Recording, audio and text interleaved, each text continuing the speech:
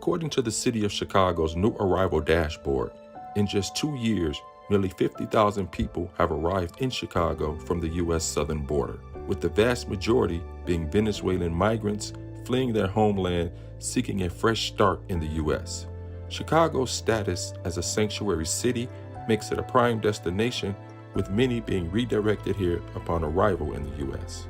This is the story of Jocelyn, a 38-year-old woman who crossed 6 countries and traveled over 2,600 miles to achieve one single goal: to have a better life for herself and her family.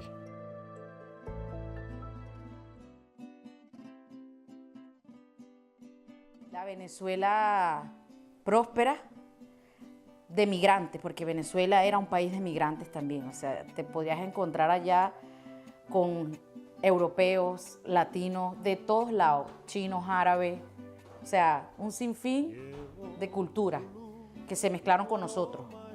Era un país de oportunidades, donde la educación era buenísima, o sea, los valores, la gente practicaba los valores, y Venezuela pues es un país muy bello, tiene mucha riqueza culturalmente y a nivel de sociedad, ¿sabes? El venezolano es familiar, amigable, resiliente, porque somos resilientes, somos capaces de soportar y de salir adelante en medio de cualquier situación.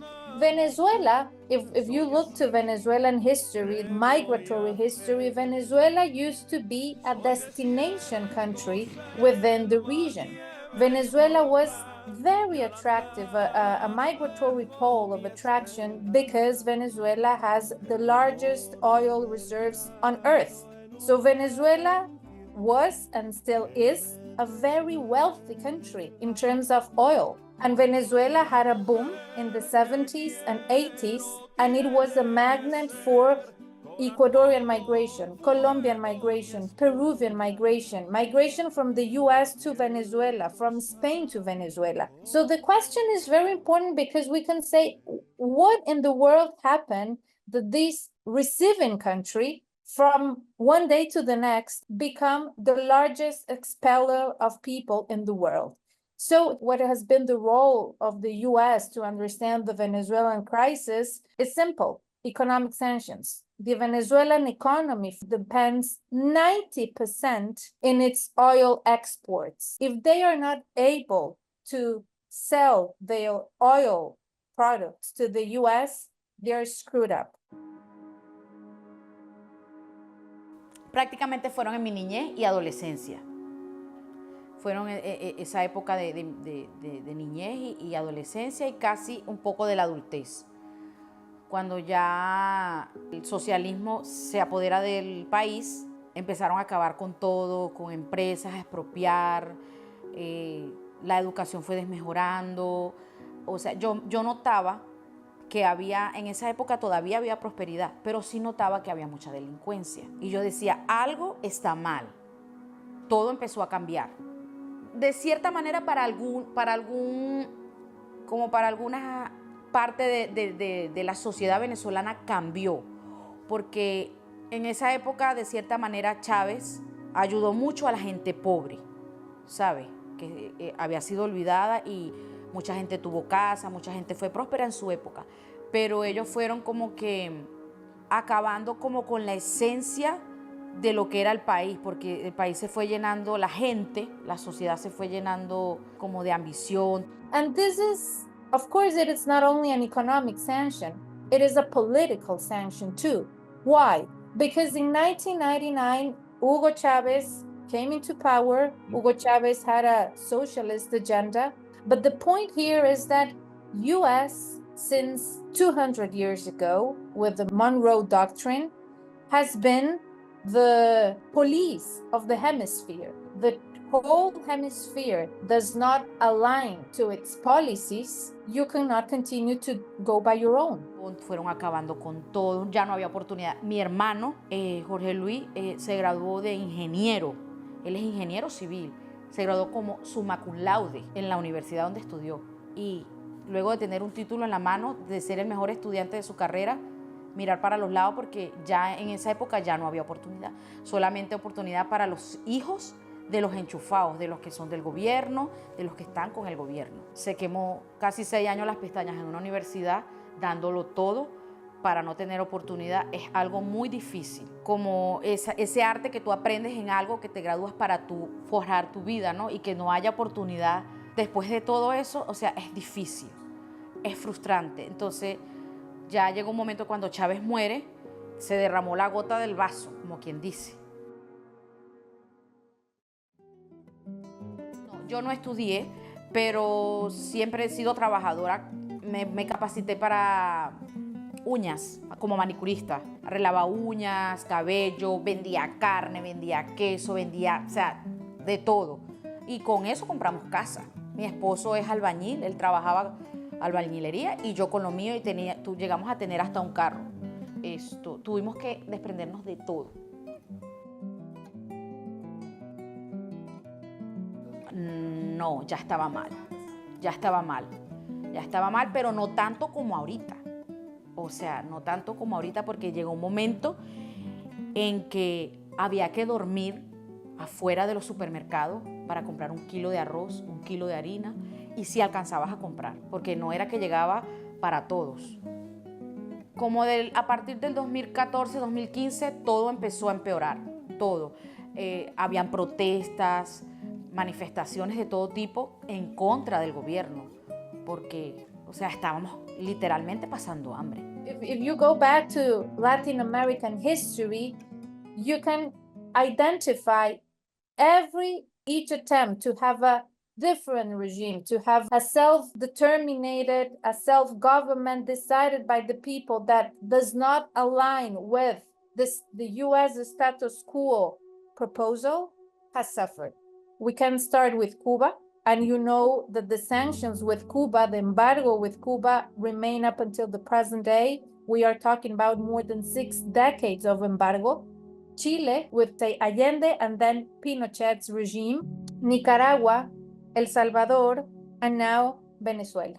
This is not a minor issue in the huge puzzle. There's a long legacy of interventionism. Interventionism has changed a lot, especially in the 21st century. It is not a direct form of interventionism with military and direct presence as it was in the 20th century. But I would say that you cannot only explain the collapse of Venezuela only by understanding or unpacking interventionist policies. We also need to understand what happened internally. La decisión de emigrar viene de muchos años, o sea, de querer salir de Venezuela, pero no querer salir, ¿sabe? Porque implicaba muchas cosas, muchos cambios. Y luchamos hasta lo último para no salir. Pero llegó un momento en que no teníamos nada para darle a los niños de comer. Hubo un día que no teníamos nada, absolutamente nada, para darle de comer a los niños. Entonces yo tomé la decisión, fue como en el 2021, 2022, que salimos a Colombia. Estuvimos en Colombia, pero es casi que lo mismo. Es muy duro Colombia. Los colombianos luchan bastante, de verdad. Ahí nos regresamos otra vez a Venezuela, porque se escuchaba en las redes que hay un cambio, que Venezuela cambió, que está mejorando. Todas esas mentiras. Después de la selva se cruza caminando. La selva toda es caminando. Descansas en la noche, a las 5 de la mañana sales otra vez, y ya cuando llegamos a Panamá, ahí había que dormir una noche para comprar un pasaje en un bus hacia Costa Rica. Nosotros, bueno, tuvimos la dicha de no caminar, ahí pidiendo, trabajan unos días, un mes en un país, recogen para pasajes y así vienen. Puede que la travesía dure hasta 3, 4 meses para llegar aquí o a México. Nosotros alrededor de 15, 16 días ya estábamos en México. Gracias a Dios, no caminamos ni nada, pero porque había dinero para los pasajes en bus. Llegamos de Panamá a Costa Rica, a la frontera de Costa Rica, de Costa Rica a Nicaragua. Nicaragua fue creo que el peor país que pasamos. Parece que se quedó como en el tiempo. Es como que si estuvieran al 1800, al año 1800 y el país está así. Todo es atraso. Socialmente y a nivel de avance, ¿sabes? No, te quitan el dinero, roban, ¿sí? Te dicen métete por aquí, pero es porque te están esperando para quitarte el dinero, nos quitaban el dinero. Fue muy duro pasar por Nicaragua.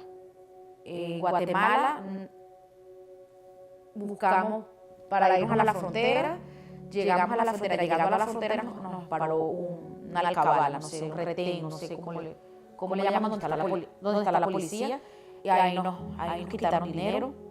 Luego allí pasamos la noche en un refugio, porque ya estábamos cansados, veníamos ya, queríamos bañarnos, había un refugio, era como que para que descansaras, te bañaras, te alimentaban, te daban comida, dormías y en la mañana te tenías que ir.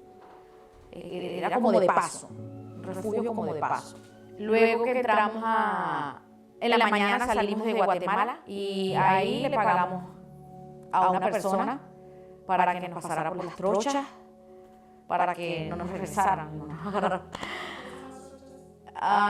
Como caminos verdes, por donde no hay policía, por donde no está la migración, porque en los buses que iban a Tapachula, te paraban y te devolvían. Te paraban y te devolvían o te quitaban dinero. Se escuchaban muchas cosas. En realidad se escucha mucho. O sea, mi experiencia es esa. Pasamos por un campo lleno de mangos. Comimos mango. El señor que nos pasó, que nos cruzó, muy amable, un mexicano. Mi experiencia con los mexicanos ha sido muy buena. De verdad, muy buena. Para mí, la moto donde nos llevaba era una moto que le ponen como un cajón atrás, otras ruedas más grandes y ahí cargan personas. No sé cómo se llaman. Como una especie de triciclo. Y ahí veníamos todo. El señor, el hijo manejando, mi esposo, mis dos amigas, mis dos niños, mi hermano y yo. Y mucha calor, teníamos sed, teníamos hambre porque para poder llegar teníamos que dejar de comer. Por lo menos una comida al día y compartida un poquito para cada quien porque no había, o sea, no era que traíamos tanto dinero. Y yo no traía dinero, mi esposo no traía dinero, mi hermano era el que venía pagando y el que está en Miami nos venía ayudando. Pero él solo y con lo que podía, pues nos mandaba y teníamos que estirar ese dinero de pasaje lo más que se podía para poder llegar a México. Y cuando llegamos, bueno, ya a Tapachula, hicimos una cola de 2, 3 noches para un salvoconducto que nos daban, incluso se llevaban pasaporte para tener 45 días para salir de México. Pero en realidad eso es para llegar a la frontera. A mi esposo le empezó a dar fiebre esa noche porque caminamos buscando refugio donde quedarnos esa noche y alguien nos dijo, es que hay demasiada gente migrando. Es como un camino de hormigas que viene para acá. En la selva, literalmente, hay un camino de 5.000 personas. O sea, parece que fuera una feria. Cuando nosotros llegamos al río abajo, que era donde ya el guía nos dejó, yo me quedé tan sorprendida de ver tanta gente. Unos chinos que ayudé, porque como no sabían ni siquiera inglés, ni español ni nada, los engañaron y los dejaron ahí, ellos botaron las carpas, y yo siempre he sido una persona de servicio, me gusta servir. Ayudamos a una señora que también la dejaron abandonada.